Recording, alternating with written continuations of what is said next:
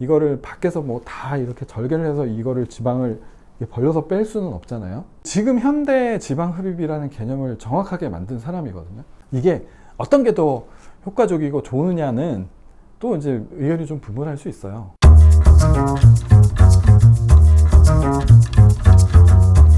오늘 시간은 람스하고 다이어트 그리고 지방 흡입 요 세 가지에 대해서 좀 얘기를 하려고 하거든요.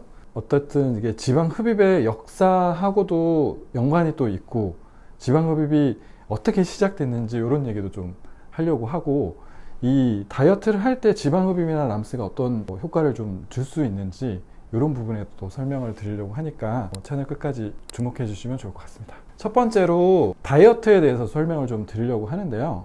이게 다이어트가 뭐 평생 이제 다이어트를 한다고 생각하시면 되는데, 다이어트가 정말 힘들기도 하고 어떻게 해야 다이어트를 좀 올바르게 할 수 있을까 이렇게 또 고민이신 분들도 많을 텐데, 다이어트를 한다는 것 자체가 이제 식단을 열심히 한다는 의미로 생각하시면 되는데, 이게 식단을 하려면은 우리가 원래 가지고 있던, 원래 내가 하고 있고 내가 먹고 있던 어떤 식단이 있다고 하면 이거를 올바르게 좀 바꾸려는 노력을 하셔야 되는데, 이 노력을 하기 위해서 어떤 계기가 필요하잖아요. 내가 이제 뭐 매일 아침, 점심, 저녁을 이렇게 먹고 있는데 갑자기 이 식단을 뭐 바꾸기가 쉽지가 않거든요. 사람들이 이제 습관이라고 하는데 이 습관을 바꾸는 게 정말 어려운 일인데, 그 습관을 바꾸려면 뭔가 계기가 필요해요. 예를 들면 뭔가 뭐 건강검진을 했는데 내가 뭐 건강에 적신호가 왔다던가, 친구들이나 뭐 주변에서 누가 예전과 달라졌다 또는 이제 외형적으로 이런 얘기를 들었거나, 이게 충격적인 뭔가 사건이 있어야지 내가 습관이 좀 바뀔 수 있거든요. 그래서 그런 일환으로 지방흡입이나 람스 같은 경우에 이게 이제 수술이나 시술인데 하는 과정이 또 있잖아요. 하고 나서 뭐 조금 통증도 있을 거고 뭐 이렇게 시술을 받는 과정에 내 몸의 변화가 좀 있다 보니까 이런 게 약간 계기가 돼서 내가 뭔가 식단을 열심히 하려는 그런 터닝 포인트가 될 수가 있거든요. 그래서 그런 의미로 람스나 지방흡입이 이 다이어트에 도움을 줄 수 있다 이렇게 생각하시면 되고, 두 번째로는 이게 외향적으로 어쨌든 몸에 변화가 생기면은 내가 다이어트를 하고 식단 관리를 할 때 자극이 되는 것도 있고, 그리고 내가 이제 자신감이 좀 생길 수 있거든요. 뭐 체중이 많이 늘어서 뭐 우울감이 있을 수도 있고 자존감이 많이 떨어져 있는 상태일 수 있는데, 이런 걸 좀 많이 끌어올려서 내가 좀 자신감이 있고 뭔가를 하려는 의욕을 많이 얻을 수 있는 그런 또 계기가 될 수가 있거든요. 그래서 이런 두 가지 점에서 다이어트를 할 때 이 람스나 지방흡입으로 통해서 내 마음을 좀 이렇게 바꿔주는 효과를 얻을 수 있다 생각하시면 되고, 결과적으로는 이런 지방흡입, 람스 또 뭐 식단 관리 이런 게 결국에 마지막으로는 내가 좀 건강하게 먹을 수 있는 식단 자체를 이제 건강하게 해서 내 몸 자체가 좀 건강해질 수 있는, 그리고 또 마음 자체도 좀 우울했던 마음이나 또는 이제 자신감이나 자존감이 떨어졌던 마음을 좀 이렇게 올려줄 수 있으니까, 전체적으로 좀 결과론적으로는 몸과 마음이 건강한 삶으로 돌아갈 수 있는 그런 계기를 만든다 이렇게 생각하시면 될 것 같습니다.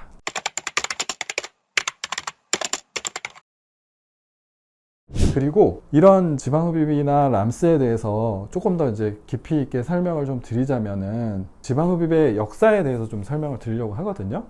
그러니까 이 지방흡입이 어떻게 생겼고, 이 지방흡입이 나중에 이제 365MC라는 데서 람스를 어떻게 또 만들게 됐냐, 이런 뭐 역사를 좀 전체적으로 좀 설명을 드리려고 하는데, 지방흡입은 이게 역사가 좀 길지는 않거든요. 예전에 이제 처음에 무용수가 있었어요. 무용수가 있었는데 이제 컴플렉스가 있었겠죠. 팔과 다리가 좀 가늘고 길고 이런 체형적인 장점을 이렇게 극대화하는 그런 예술이다 보니까 종아리하고 무릎 살이 이제 고민이었던 무용수가 있었나 봐요. 근데 발레를 하는 그런 무용수였는데, 그게 이제 1920년대예요. 그러니까 아직 이런 지방흡입의 개념이 아예 없었던 시절인데, 피부 아래에 있는 지방을 이제 피하지방이라고 그러는데, 그 피하지방을 빼는 게 이제 지방흡입일 텐데, 그때는 약간 그런 개념조차 좀 없었던 시대여가지고 이거를 절개를 해서 그 안에 있는 지방을 이렇게 긁어내는 그런 수술을 한 것 같아요. 그런데 뭐 조금 부작용도 생기고 좀 많은 어려움이 있어가지고 결국에는 이제 뭐 성공을 못한 그런 케이스가 있었고, 그 이후로는 크게 뭐 그런 뭐 여러 가지 시도가 있었을 테지만 리포트가 되거나 또는 이제 뭐 효과적으로 좀 됐다는 얘기는 없었고, 이게 시간이 흐르고 또 뭔가 이제 이런 거를 하려는 시도가 많아졌던 시기가 이제 1970년대예요. 어떻게 보면 실질적으로 이제 지방 흡입이라는 게 좀 어떻게 좀 태동이 됐다고 하는 거는 70년대라고 보면 되거든요.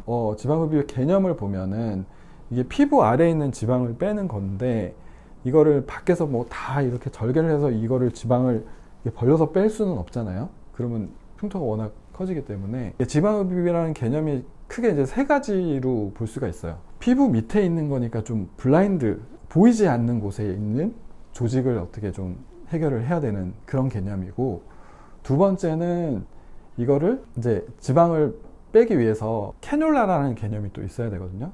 이 피부 밑에 있는 지방을 내가 어떻게 이제 이거를 빼내야 되는데, 이걸 효과적으로 어떤 식으로 빼야 될까? 이게 도구가 있어야 되잖아요. 이 도구가 캐뉼라라는 거예요. 캐뉼라가 이제 가늘고 긴 관인데, 거기에 이렇게 구멍이 나 있거든요. 이 구멍이 음압이 걸린 상태에서는 이게 뭔가를 이렇게 좀 빼낼 수 있는 그런 형태로 이제 캐뉼라가 발전이 돼야 이제 지방을 할 수가 있고, 세 번째 개념은 이제 물이에요. 뭔가 이게 지방이 잘 뽑힐 수 있는 환경이 돼야 되는데, 이 지방이 잘 뽑히려면은 지방이 지금 뭐 몸속에 이렇게 뭐 말랑말랑한 사람도 있고 딱딱한 사람도 있겠지만, 어쨌든 이게 조직 속에 참 엉겨서 이렇게 딱 고정된 형태로 있기 때문에 이걸 잡아뜯는 순간 뭔가 조직 손상도 생기고 여러 가지 부작용이 생길 수 있기 때문에, 부드럽게 이거를 수수수수 나오게 하기 위해서는 물이라는 게 필요하거든요. 이렇게 용액이 들어가서 얘를 충분히 이렇게 좀 말랑말랑하고 좀 뽑아내기 쉽게끔 만들어주는 조건이 필요하거든요. 이렇게 이 세 가지가 지방흡입의 제일 큰 뭐 어떤 개념이라고 생각하시면 되는데, 이런 세 가지 개념이 만들어진 게 이제 1970년대고, 그때 이제 뭐 이렇게도 해보고 저렇게도 해보고 이러다가 1980년대에 들어서 그 닥터 클라인이라는 사람이 있어요. 이 사람이 이제 지금 현대 지방 흡입이라는 개념을 정확하게 만든 사람이거든요. 아까 그 세 가지 조건 중에서 그 용액이 있었잖아요. 그 물이라는 거를 어떻게 하면 좀 효과적으로 이거를 빼낼 수 있을까를 고민하고, 지금 현대 그 지방 흡입 개념을 정확하게 이제 만든 사람을 생각하시면 되는데, 이 닥터 클라인이라는 사람이 했던 게 그 용액에다가 세 가지 주사 용액을 넣어요. 그러니까 첫 번째는 이제 리도케인이라 그래서 숙소 마취제를 넣어서 흡입하는 동안 통증이 없게끔 그렇게 만들어주는 역할을 하고, 두 번째는 에피네프린이라 그래서 혈관을 수축시키는 약물을 또 같이 넣어요. 그래서 이게 큰 혈관 말고 이제 지방, 그 피하 지방 속에 모세혈관들이 다 있거든요.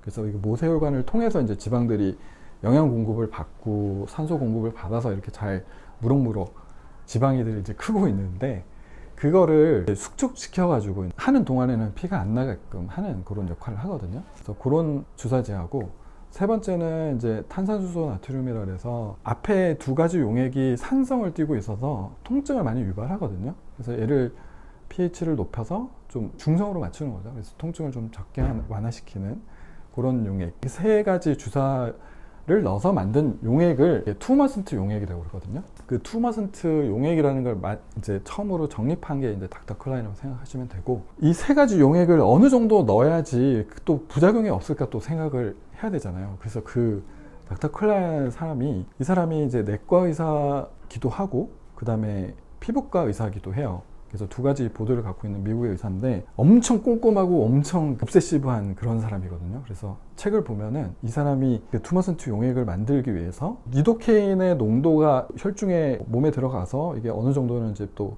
혈액에 흡수가 될 거고, 몸에 남아있는 리도케인이 있을 텐데 어느 정도를 써야지 이 부작용이 크게 없을까, 이런 걸 또 연구한 게 있어요. 그래서 결국에는 이 용액이 어느 정도까지는 안전하게 쓸 수 있는 허용 범위다, 이런 걸 또 만들어서, 현재는 지금 그 클라이라는 사람의 노력 덕분으로 우리가 이제 좀 안전하게 요 범위 안에서 뭐 용액을 넣고 지방을 뽑는 그렇게 되는 과정을 갖게 된 거죠. 70년대 이제 개념을 만들어서 80년대에 확정이 돼서, 그 이후로는 큰 테두리 안에서 이제 저희가 지방 흡입을 하고 있다 생각하시면 되고, 그 이후로는 이제 그 캐뉼라 발전을 좀 하고, 그러니까 이렇게도 해보고 구멍을 여러 개도 내보고 작은 구멍도 내보고 큰 구멍도 내보고 또 여러 방향으로 이제 돌려서도 내보고 여러 가지 방법을 또 써보다가, 이제 지금의 이제 캐뉼라 뭐 조금씩 차이는 있거든요. 뭐 선호하는 캐놀라들이 있어요. 그래서 뭐 앞에 구멍을 3개를 낸다든지 또는 이제 큰 구멍 하나에 여러 가지 작은 구멍을 내서 쓰는 캐놀라도 있고, 그래서 그거는 이제 뭐 주치마다 선호하는 캐놀라가 좀 있을 거고, 전체 개념은 똑같아요. 이제 캐놀라가 좀 뭉툭해야 돼서 조직 손상을 최소화해야 되고, 그리고 구멍이 있어서 음압을 걸었을 때 이제 지방을 빨아들일 수 있어야 되고, 약간 이런 전체 개념은 똑같고, 이런 식으로 이제 발전을 했다고 생각하시면 됩니다. 그래서 이제 지금까지 보면은 뭐 지방흡입의 역사를 좀 설명을 했는데, 그 80년대 그 뭐 획기적인 그리고 이제 좀 정립된 그런 투메슨트 테크닉이 나오고 나서는 전체적으로는 이제 똑같이 그렇게 지방흡입을 하고 있다고 생각하시면 되고, 그 이후에 조금 더 발전된 거는 이게 이제 매뉴얼이라 그래서 음압을 거는 그런 장치를 통해서 캐놀라를 그 관과 연결해 가지고 음압을 걸면서 이제 지방흡입을 하는데, 매뉴얼이라는 거는 이렇게 뽑는 거는 다 매뉴얼이라고 생각하시면 되는데, 음압 거는 방법에 따라서 또 주사기로 뽑는 그런 지방흡입이 있을 거고, 이거를 이제 통을 연결해 가지고 그 음압을 거는 상태에서 뽑는 그런 게 있을 거고, 어쨌든 전체적으로는 좀 그거를 매뉴얼이라고 생각하시면 되고, 뽑는 캐놀라를 어떤 기구에 연결을 해서 그 시술하는 사람의 힘을 조금 도와주는 개념이 또 있거든요.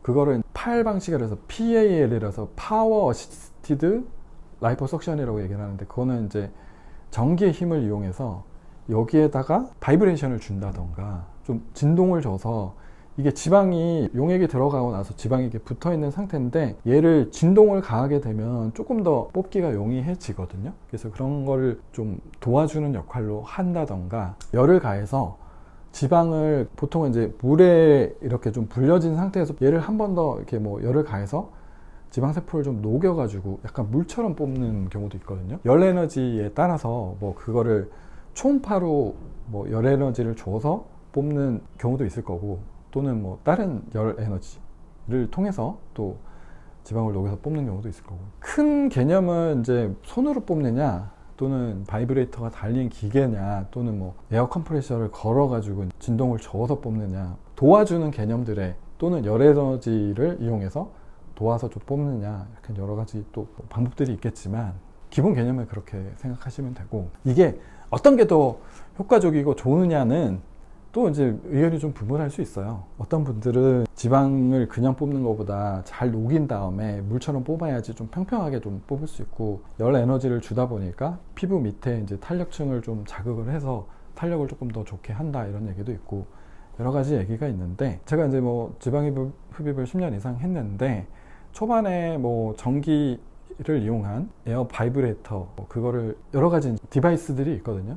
그 진동을 이용한 것도 해보고 손으로도 해보고, 지금은 이제 뭐 람스를 주로 하고 있지만 여러 가지를 해보면 이게 도와주는 거고 뭐 하는 거고 이런 거보다는 이제 하는 사람이 얼마나 경험이 풍부하냐, 그게 제일 중요한 것 같아요. 평평하게 뽑는 것도 손으로 뽑아도 평평하게 뽑을 수가 있고, 그런 여러 가지 도구를 이용해서 뭐 그렇게 평평하게 하는 작업을 좀 이렇게 좀 더 용이하게 할 수는 있는데, 모든 것 중에 제일 여러 가지 요소가 있을 거 아니에요. 지방흡입을 또는 람스를 좀 라인을 이쁘게 하고 평평하게 최대한 잘 할 수 있는 요소, 뽑을 때 어떻게 뽑아야 된다, 또는 뭐 라인을 어떻게 정리를 해야 또 괜찮다, 여러 가지가 있지만 제일 중요한 거는 그 시술하는 사람이 얼마나 경험이 풍부하냐, 이게 제일 중요한 것 같고요. 나머지 그 도구의 차이는, 예를 들면 이제 뭐 야구를 잘하는 사람이 뭐 방망이가 뭐 이런 방망이도 있고 저런 방망이도 있을 텐데, 어떤 방망이를 쓰는 게 중요한가, 아니 이런 거보다는 그 사람의 실력이 더 중요한 거니까, 그러니까 그런 개념으로 생각하시면 될 것 같습니다.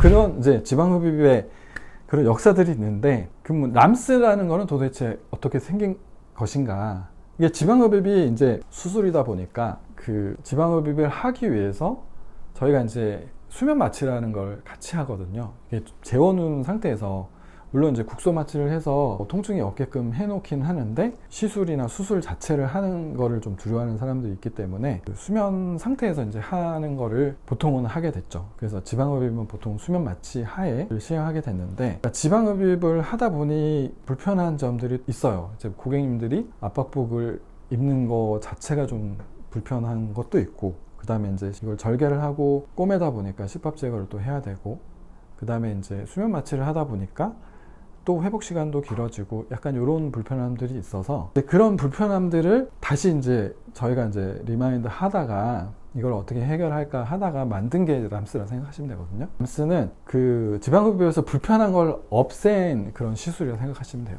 수면 마취를 안 하고 절개를 안 하고 압박법을 입지 않고 이 세 가지가 제일 중요한 컨셉이거든요. 그래서 지방흡입에서 세 가지를 뺀 게 람스라고 생각하시면 되고, 그러니까 람스는 이제 수면 마취를 안 해서 회복을 금방 하고 수면 마취 없는 상태에서 부분 마취만 해서 이제 시술이 진행되다 보니까 시술이 끝나고 나서 바로 퇴원을 할 수 있는 그런 게 장점이 되겠고, 두 번째는 압박복을 안 입게 되기 때문에 이제 일상생활로 복귀가 조금 더 빠르다. 절개를 안 하기 때문에 뭐 나중에 또 뭐 실밥을 뽑으러 와야 되고 이런 거가 없다 생각하시면 돼요. 그래서 그런 개념으로 만든 게 람스예요. 그래서 람스가 생긴 지가 벌써 거의 10년이 넘었죠. 그러니까 제가 이제 지방흡입 처음 시작할 때 람스가 그때 막 생겼다 막 그런 얘기가 있었을 때예요. 그러니까 그 동안 또 람스가 발전을 많이 한 것 같아요. 예전에는 처음에는 바트를 정해놓고 그 바트 수만큼 뽑는 개념으로 이제 람스가 있다가, 람스도 지방흡입의 역사처럼 람스도 이제 발전을 하기 시작해가지고 뽑는 바트 수가 점점 많아지다 보니까 이제 무한 람스라는 개념이 또 생겼어요. 그래서 무한 람스라는 거는 밑에 하한선을 정해놨어요. 이 바트 이상은 뽑는데 위에 상한선은 없어요. 그러니까 충분히 더 많이 뽑을 수 있을 만큼 뽑아준다는 개념으로 생각하시면 되고, 그러니까 처음 생겼던 그 람스하고 지방흡입의 그 사이에 있는 그런 개념이 이제 무한람스라고 생각하시면 되거든요. 지방흡입만큼 다 뽑아내는 건 좀 어려울 수 있는데, 그래도 지방흡입하고 효과를 좀 비슷하게 낼 수 있을 만큼 충분히 뽑아준다는 그런 개념으로 생각하시면 될 것 같습니다. 혹시 람스라는 건 어떤 약자인가요? 제 영상에 여러 번 이제 이 약절을 설명을 드렸는데 이게 LAMS거든요. 그래서 그 로컬 아네스테틱, 그러니까 부분 마취로 하는, 그 다음에 M은 미니멀 인베이시브예요. 그러니까 최소 침습이라는 얘기거든요. 이게 절개를 안 하고 바늘구멍만 내서 작은 캐놀라 시술을 한다는 얘기고, 마지막 S는 라이포 석션의 S거든요. 그래서 LAMS는 그 부분 마취로 하는 최소 침습의 지방 흡입이다, 이렇게 생각하시면 되겠습니다. 근데 이 람스를 뭐 림스라고 하는 사람도 있고 뭐 램스 뭐 단어를 헷갈려서 람즈라 그러기도 하고 뭐 이렇게 좀 헷갈려 하시는데, 어쨌든 정신 멈추는 람스고 LAMS, 그래서 그런 약자로 생각하시면 될 것 같습니다.